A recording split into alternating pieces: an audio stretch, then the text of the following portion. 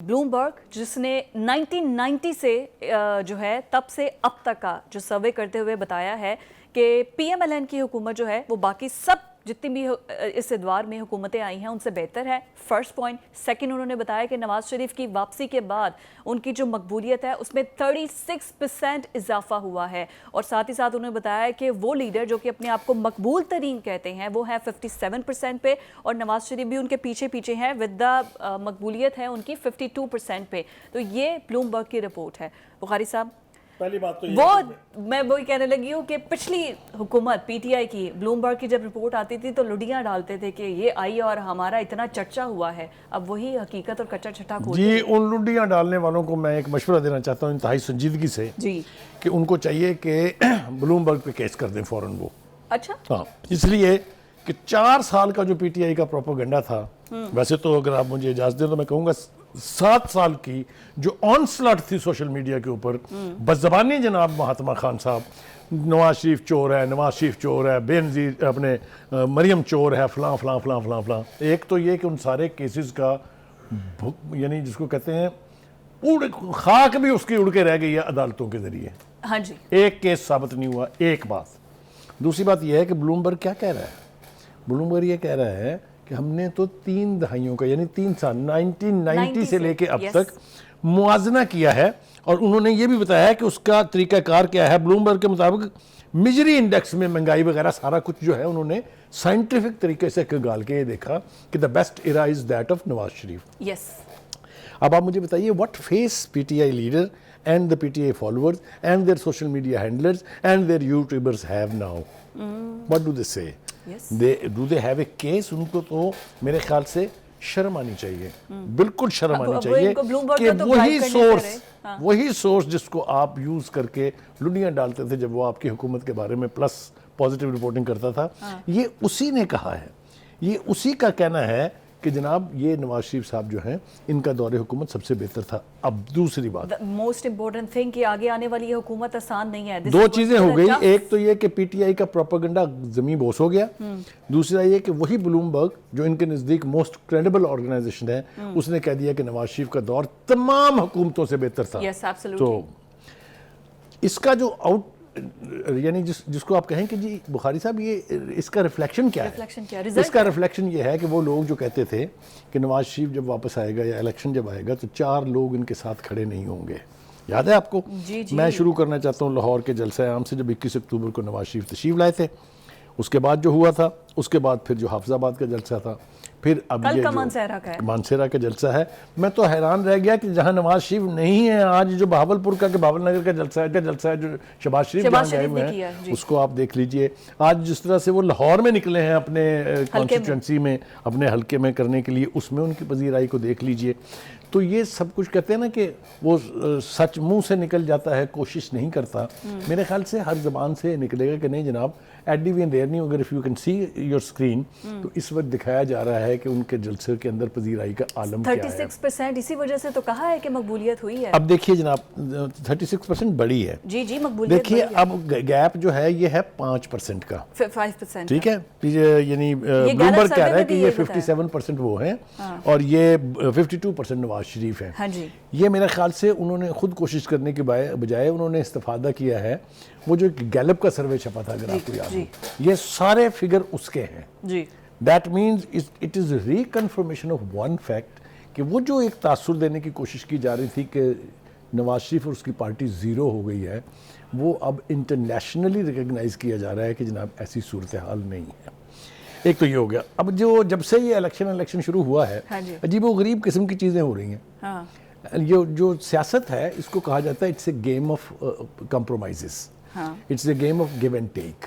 That means कि आप अपनी, एंड ये भी कहा गया, जो रोसो है जो पॉलिटिकल साइंटिस्ट माने जाते हैं दुनिया में अथॉरिटी, उन्होंने भी कहा था कि nothing is final in the game of politics. ठीक है, वहाँ पर जनाब एक साहब हैं सलमान अकरम राजा साहब उनका नाम है जी, उन्होंने एक नई रवायत डाल दी है जी। असल में यूँ लगता है, ये मेरी अजम्पशन है, it may not be 100% true, कि या तो उनको जलसे में लोग पहचानते नहीं हैं कि आप कौन साहब हैं जी, लिहाजा उन्होंने कहा कि एक तरीकाकार ये है कि मैं कुरान पे हलफ और ये साबित करूं लोगों को कि नहीं मैं ही हूँ, मेरी वफादारी है पीटीआई के साथ, मेरी वफादारी जो है अब वो अबव बोर्ड है।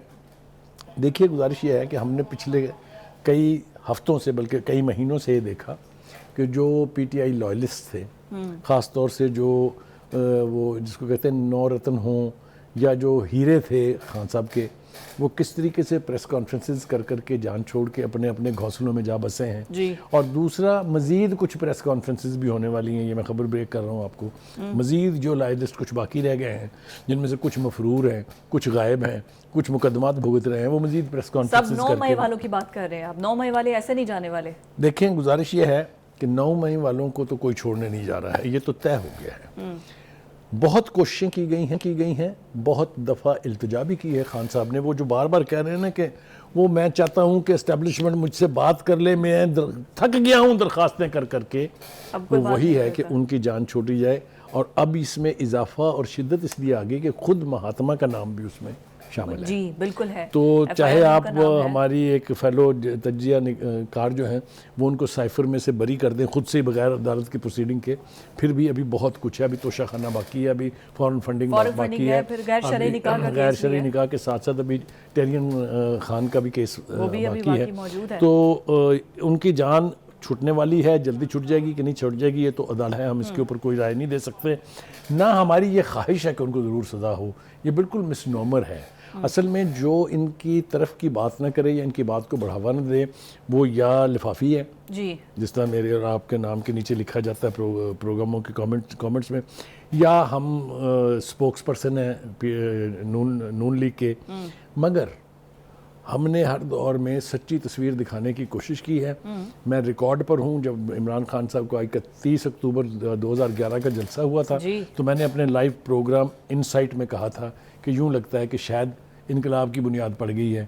لیکن یہ میرا جو تاثر تھا یہ زیادہ دیر قائم نہیں رہا، اس لیے انہوں نے پھر اس کے بعد وہی سب کچھ کیا جو باقی کی روایتی آپ پارٹیاں بھی فالوور تھے نا ان کے، باتوں میں آئے پھر اس کے بعد مانا آنکھوں سے پٹی اتری. تسلیم کر رہا ہوں جی، تسلیم کر رہا ہوں. لیکن میرا نہیں خیال تھا کہ وہ الیکٹیبلز کو لینے کے لیے مائیگریٹری برڈز کو اپنے ارد گرد جمع کریں گے. اور انہیں تو ایک وقت میں یہ بھی یاد نہیں تھا کہ کس کس کے گلے میں پٹا ڈالنا ہے. جی جب لوگوں کا جہاز بھر کے یہی جہانگیر ترین صاحب لے کے آئے تھے. ابھی پھر سر الیکشنز کی بات ہو رہی ہے تو میں یہی آپ سے جاننا چاہوں گی کہ بلومبرگ کا ایک حصہ تو ہم نے بتا دیا مقبولیت والا، اور یہ سب ایک بڑا امپورٹنٹ ہے کہ سبسڈیز ختم کرنی پڑیں گے، ٹیکس مزید لگانے پڑیں گے. یہ کوئی آسان گورنمنٹ نہیں ہوگی. تو اگر ایکسپیکٹڈ پی ایم ایل این کی گورنمنٹ آتی ہے، یہ بلومبرگ نے نہیں کہا، بلکہ اگر آپ نے ریسنٹلی شہباز شریف صاحب کا انٹرویو دیکھا ہو یا جو جلسے کیے ہیں اس میں جو گفتگو ہو رہی ہے، یا جو پی ٹی آئی کے جو پی ایم ایل این کے جو اکنامک ایکسپرٹس ہیں ان کی گفتگو اگر آپ سامنے رکھیں، چاہے وہ احسن اقبال ہیں، وہ سب کہہ رہے ہیں کہ it's not going to be easy. اس لیے کہ آپ نے جس ٹرمز کے اوپر الٹیمیٹلی معاہدہ کیا ہے جو کہ پی ٹی آئی پہلے کر کے مکر گئی تھی، تو اس کی کچھ تقاضے تو ہیں جو آپ کو پورے کرنے پڑیں گے. مجھے تو اس بات کی خوشی ضرور ہے اور میں اس کو رجسٹر کرنا چاہتا ہوں، وہ یہ ہے کہ تمام تر پریشر کے باوجود کہیں نہ کہیں ہم دیکھتے ہیں کہ عوام کو کچھ نہ کچھ ریلیف دینے کی کوشش کی جا رہی ہے.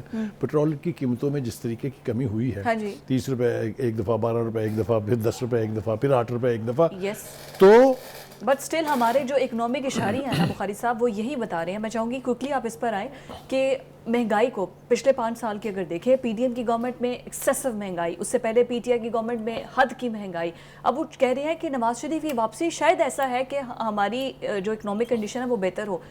دیکھیں گزارش یہ ہے ہم ایک غلطی کرتے ہیں، وہ یہ ہے کہ ہم مہنگائی کے اعتبار سے صرف 16 مہینے کی کارروائی جو ہے اس کو فوکس کرتے ہیں. اس سے پہلے والی حکومتوں نے کیا چاند چڑھائے ہیں اس کا ذکر کرنا مناسب نہیں سمجھتے. مہنگائی کا طوفان جو ہے وہ پی ٹی آئی کی حکومت کے دور سے اٹھا تھا اور اس حد تک پہنچ گیا تھا کہ خود تسلیم کیا خان صاحب نے اپنے ویڈیو سپیچز میں کہ مہنگائی بہت زیادہ کے علاوہ ہم ڈیفالٹ کے کنارے پر کھڑے ہوئے ہیں. آپ کو میں یاد دلا دوں کسی وقت یہ ویڈیو بھی ہم دکھا دیں گے ان کی کہ اپنے دور میں ایز پرائم منسٹر وہ کہہ رہے ہیں کہ ہمیں یہ معاہدہ کرنا پڑے گا اس لیے کہ ہم ڈیفالٹ کے کنارے کھڑے ہیں. لیکن اب تو وہ کریڈٹ اس چیز کا لیتے ہیں کہ تب ڈالر کیا تھا اور اب ڈالر کیا ہے. دیکھیے جو پھر یہ اس کا بھی ذکر کریں کہ انہیں ڈالر کس ریٹ پر ملا تھا اور پیٹرول کی قیمت کیا تھی. ٹھیک ہے، یعنی ڈالر جو ہے وہ 106 روپے سے کم تھا اور 76 روپے لیٹر پیٹرول تھا، وہ بھی تو انہیں کو ملا تھا نا، چھوڑ کے کیا گئے ہیں وہ بھی ذرا نکال لیں. جی بالکل وہ ثابت. تو پرفارمنس کے اوپر ایونچولی پرفارمنس کو اگر چھوڑے، عوام صرف یہ جاننا چاہتی ہے مہنگائی کم ہوگی کہ دیکھیے یہ مہنگائی اگر کم نہیں ہوگی، اگر کوئی بھی حکومت چاہے وہ نون لیگ کی ہے، چاہے وہ پیپلز پارٹی کی ہے، چاہے وہ پی ٹی آئی کی ہے، اگر مہنگائی کم نہیں ہوگی تو ان کے دن گنے جائیں گے. جو ہی وہ حکومت میں آئیں گے اس کے بعد سے کاؤنٹ ڈاؤن ول بگن. مہنگائی تو انہیں کم کرنی پڑے گی ورنہ کوئی پولیٹیکل گورنمنٹ جو ہے وہ پاور میں نہیں رہ سکتی. اصل میں یہی تو پرفارمنس ہے جو ان کو دکھانا ہے. کریکٹ. بالکل ٹھیک ہے بخاری صاحب. لاسٹلی ہمارے پروگرام میں ہم ہمیشہ نتن یاہو کی ہٹ دھرمیوں کی بات کرتے ہیں.